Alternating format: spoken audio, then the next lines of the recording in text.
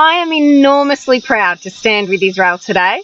It is nothing short of magnificent that President Donald Trump has committed to moving the US Embassy to Jerusalem in recognition that Jerusalem is the true and eternal capital of Israel.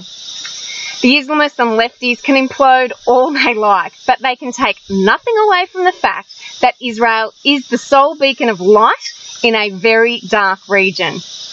Israel is by no means perfect, but Israel is a champion of freedom, democracy, and tolerance. Prime Minister Benjamin Netanyahu is a true leader and statesman. He is strong, confident, and puts the interests of his country first. If only Australia had such a leader.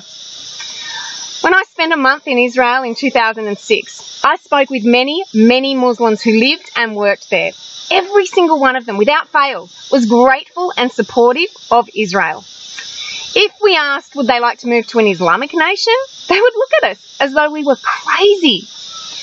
Many spoke to us about the tolerance and opportunities they had living in Israel. They were employed. They were treated fairly and equally as citizens in Israel. They could speak freely and worship freely. No other country in the Middle East demonstrates the tolerance and freedom that Israel does. No other country in the Middle East permits, promotes, and protects religious worship for Jews, Christians, Muslims, or for anyone else, actually. The tolerance and desire for peace that ordinary Israeli citizens display is truly amazing. Their neighbours bomb them, attack them, and declare that they want them thrown into the sea.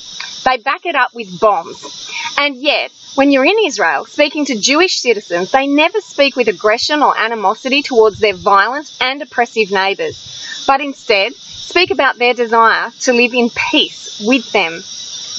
You know, the true colours of the Islamists and leftist apologists will be revealed in their responses, as always. They demonstrate zero tolerance. They rally, fight, insult, abuse, oppress, and poorly attempt to silence opposing views. The opponents to this historical decision will display hysterical and irrational attitudes and behaviours, and many will resort to horrible insults and acts of violence or terror.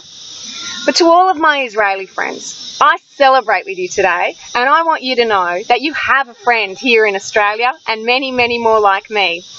And wherever I stand, I proudly stand with Israel.